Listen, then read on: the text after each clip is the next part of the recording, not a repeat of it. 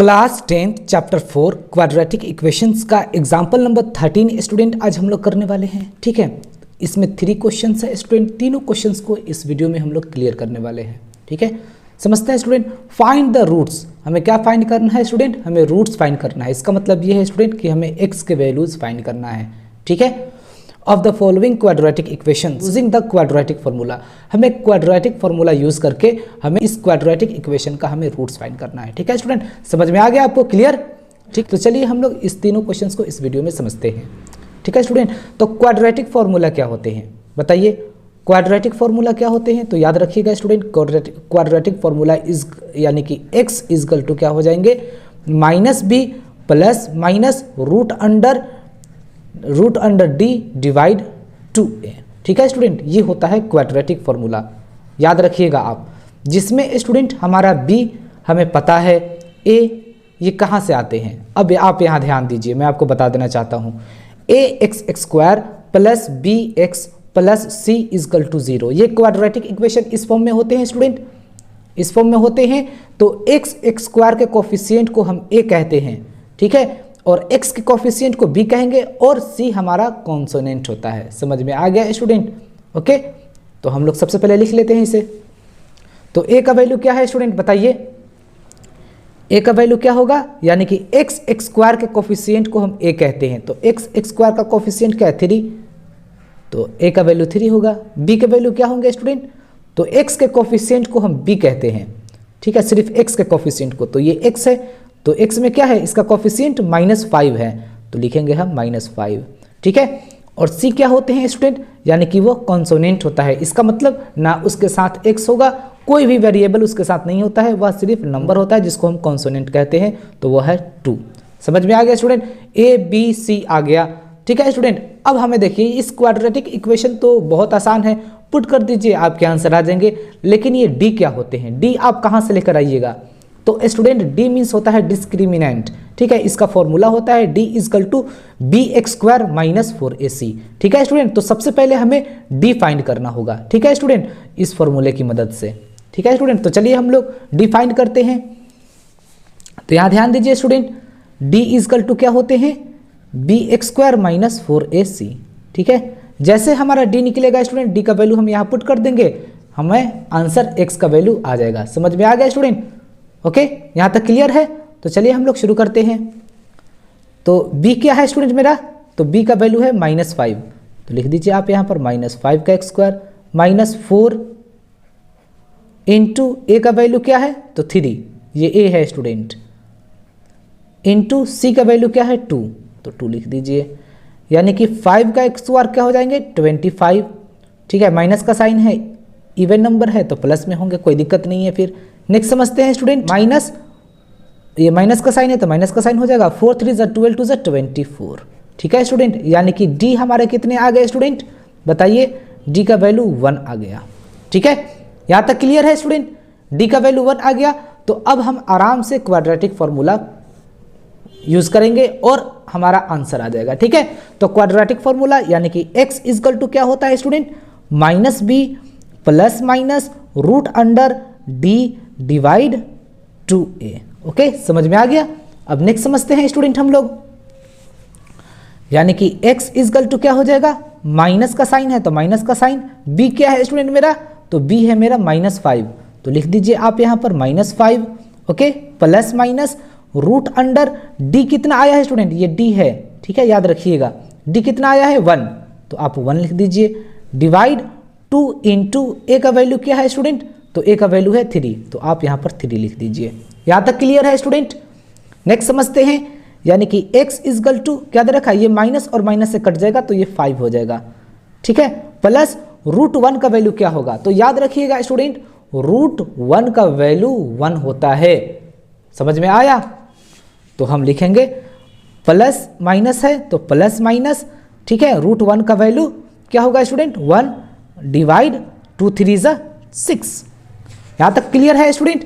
अब एक बार हम प्लस कर देते हैं, एक बार माइनस कर देते हैं, हमारा आंसर आराम से आ जाएगा। तो x इजकल टू 5, पहले प्लस करेंगे 1 plus 1 divide 6। x equal to plus लिए थे तो अब माइनस लेंगे, यानी कि 5 - 1 डिवाइड 6।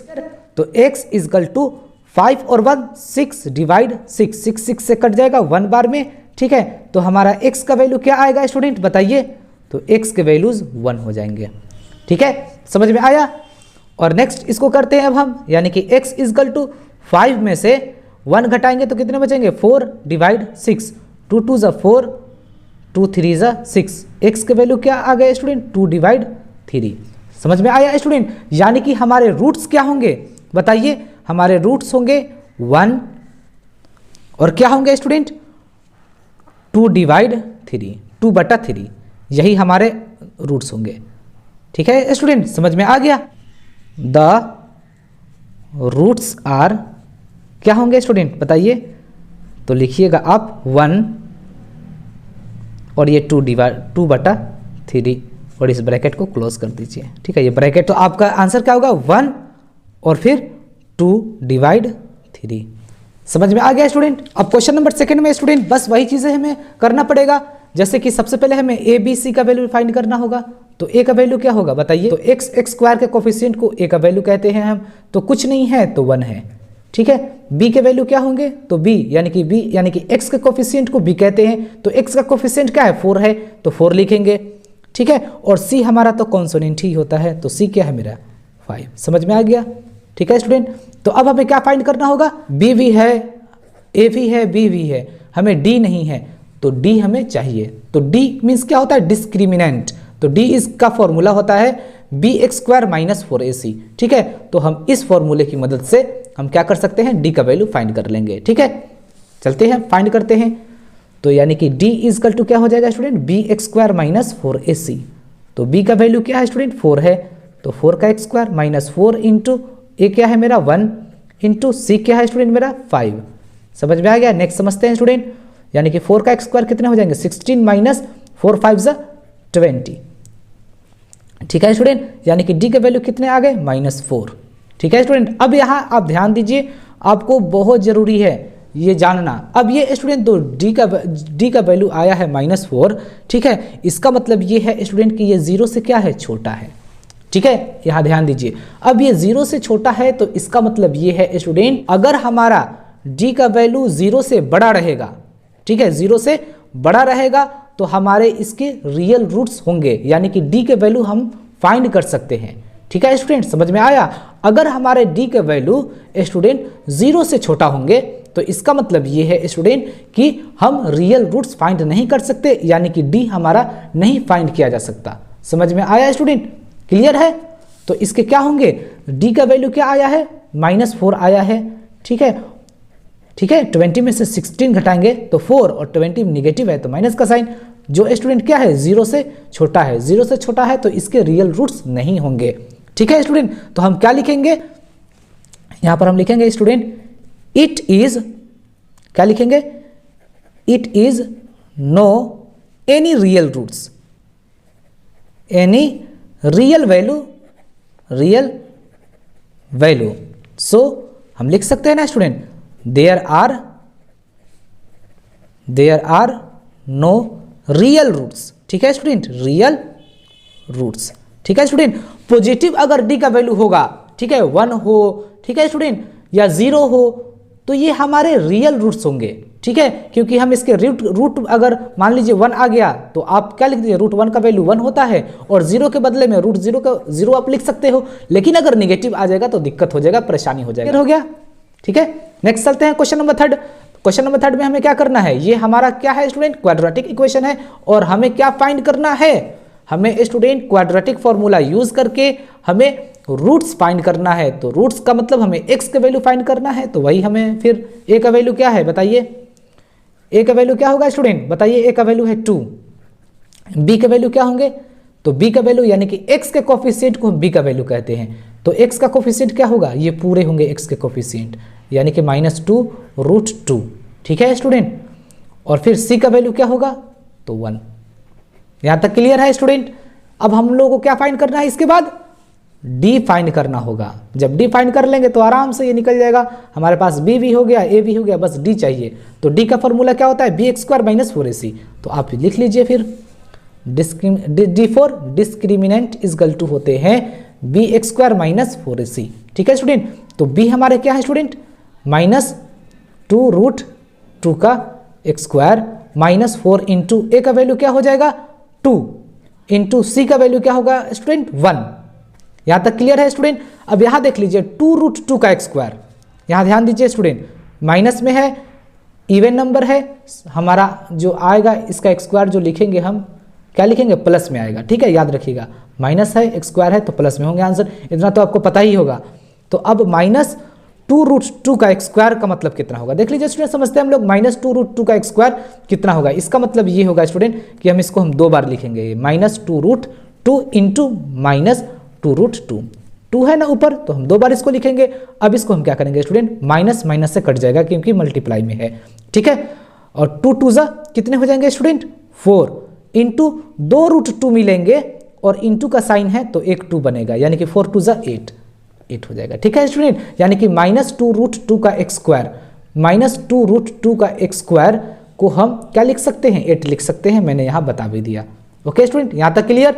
नेक्स्ट समझते हैं, माइनस 4 2 8, यानी कि डी का वैल्यू क्या आ गया 0। अब स्टूडेंट मैंने आपको बताया था अभी अभी कि अगर डी का वैल्यू स्टूडेंट 0 हो या 0 से बड़ा हो तो हम इसके रियल रूट्स होंगे, लेकिन अगर 0 से छोटा हो तो रियल रूट्स नहीं होंगे। तो ये तो 0 है तो इसके रियल रूट्स होंगे हमारे। ठीक है, जब इसके रियल रूट्स होंगे तो इसका मतलब ये है स्टूडेंट कि हमें क्वाड्रेटिक फॉर्मूला यूज करना होगा। डी के बाद क्वाड्रेटिक फॉर्मूला ही तो यूज करते हैं, देख लीजिए, डी के बाद हम लोग क्वाड्रेटिक फॉर्मूला यूज करेंगे, देख लीजिए आप। ठीक है, तो क्वाड्रेटिक फॉर्मूला इक्वल टू क्या होते हैं, यानी कि माइनस क्वाड्रेटिक फॉर्मूला यानी कि x इक्वल टू क्या होंगे student, minus B plus minus root under D divide 2a। ये d है स्टूडेंट, याद रखिएगा आप। ओके, यहां तक क्लियर। यानी कि x इक्वल टू क्या हो जाएंगे स्टूडेंट, माइनस का साइन हो जाएगा, b का वैल्यू क्या है तो माइनस 2√2 है, तो लिख दीजिए आप माइनस 2√2। ठीक है, प्लस माइनस का साइन जरूर होगा। ठीक है, और d का वैल्यू क्या है स्टूडेंट, d का वैल्यू होगा 0, तो आप 0 लिख दीजिए, डिवाइड 2a, तो 2 इंटू a का वैल्यू क्या होगा स्टूडेंट बताइए 2 है, तो 2 लिख देंगे। ठीक है स्टूडेंट, यहां तक क्लियर हो गया स्टूडेंट। ओके, अब नेक्स्ट समझते हैं हम लोग।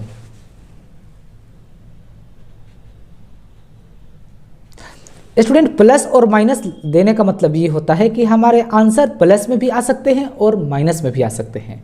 ठीक है, क्योंकि रूट्स में है तो इसका कोई वो नहीं है। ठीक है, यहाँ तक क्लियर हो गया स्टूडेंट। अब नेक्स्ट समझते हैं हम लोग, यानी कि x इक्वल टू हो जाएंगे, ये माइनस माइनस से कट जाएंगे स्टूडेंट। ठीक है, 2√2 और ये तो 0 ही है, इसका कोई लेना देना नहीं है, लेकिन प्लस माइनस का साइन है तो इसको हमें 2 बार लिखना होगा।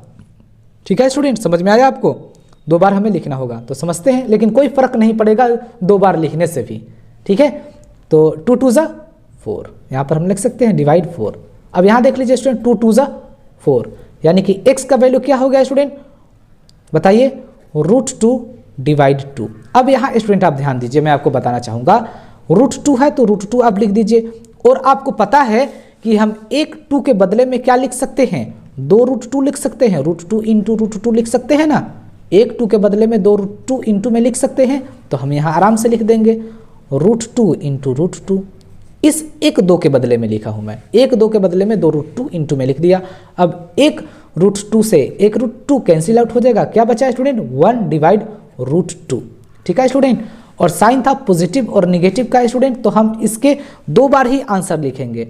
ठीक है स्टूडेंट, तो x का हमारे क्या आंसर आए हैं स्टूडेंट, यानी कि 1 डिवाइड √2 आया है, तो इसका मतलब इसके स्टूडेंट जो रूट्स होंगे क्या होंगे बताइए, तो स्टूडेंट ये प्लस माइनस का साइन था तो कोई लेना देना नहीं। ठीक है स्टूडेंट, क्योंकि आंसर तो प्लस में ही होंगे लेकिन 2 बार लिखेंगे। ठीक है स्टूडेंट, तो क्या लिखेंगे हम, द रूट्स आर क्या होंगे, यानी कि 1 डिवाइड √2 होंगे, फिर 1 डिवाइड √2 होंगे, इसी को 2 बार आप लिख दीजिए, और यही हो गया स्टूडेंट आपका आंसर। ठीक है, वीडियो कैसा लगा आप मुझे कमेंट्स में जरूर बताइएगा। ठीक है, और मैं कहना चाहता हूं कि अगर आप हमारे चैनल पर नए हैं तो प्लीज़ आप हमारे चैनल को सब्सक्राइब कर लीजिए और बेल आइकन को ऑल पर क्लिक कर दीजिए, ताकि मैं जो भी वीडियो अपलोड करूँ स्टूडेंट तो सबसे पहले आपके पास पहुंचे। जय हिंद, जय भारत।